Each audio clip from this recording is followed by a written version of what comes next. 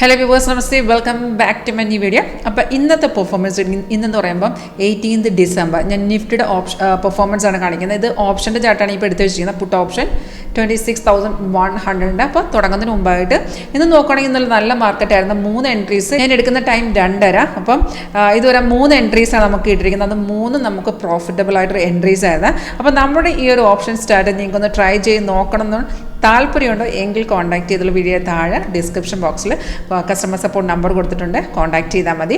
അപ്പോൾ ഇത് ഞാൻ ലാസ്റ്റ് ഇരിക്കുന്ന പുട്ട് ഓപ്ഷൻ. ഇപ്പോൾ മാർക്കറ്റ് നിഫ്റ്റി ഡൗൺ പോയിക്കൊണ്ടിരിക്കുക. അപ്പം 1:30 ഈ ഒരു ട്രേഡ് വന്നിരിക്കുന്നത്. 238.90 നമുക്ക് ട്രേഡ് വന്നിരിക്കുന്നത്. അപ്പോൾ നമ്മൾ ജസ്റ്റ് അത് കൺഫേം ആണെന്ന് നോക്കുക. ഇത്രയേ ഉള്ളൂ, രണ്ട് കൺഫർമേഷൻ.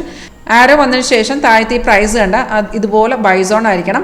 അതുപോലെ ആരോടെ താഴത്തെ ഒരു ബാർ കണ്ട് അത് നമുക്ക് ഗ്രീൻ ആയിരിക്കണം. പ്രൈസും ബൈസോണും ബാർ കൺഫർമേഷൻ. പല വീഡിയോസിൽ ഞാൻ പറഞ്ഞിട്ടുണ്ട്, നമുക്ക് താഴത്തെ ബാർ ഇല്ലെങ്കിൽ പിന്നെ നോക്കേണ്ടത് റെസിസ്റ്റൻസിന് എടുത്ത് വരുന്ന ട്രേഡുകൾക്ക് ബാറിൻ്റെ കൺഫർമേഷൻ ആവശ്യമില്ല, പ്രൈസ് ഓൺ മാത്രം നോക്കി വെച്ചാൽ മതി.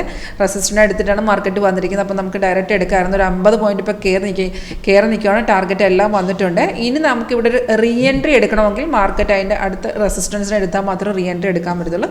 പക്ഷേ ഇനി റീ എൻട്രി എടുക്കാതിരിക്കുന്നതല്ല, കാരണം ഓൾറെഡി നമുക്ക് നല്ല രീതിയിൽ നല്ലൊരു പെർഫോമൻസ് ആണ് നമുക്ക് കിട്ടിയിരുന്നത്. 3 ട്രേഡ് ഉണ്ടായിരുന്നു, 3 നമുക്ക് പ്രോഫിറ്റിൽ വന്നിട്ടുണ്ട്. അപ്പം സ്ട്രാറ്റജി ട്രൈ ചെയ്യാൻ താല്പര്യമുണ്ടോ? കോൺടാക്ട് ചെയ്തോളൂ. Thank you.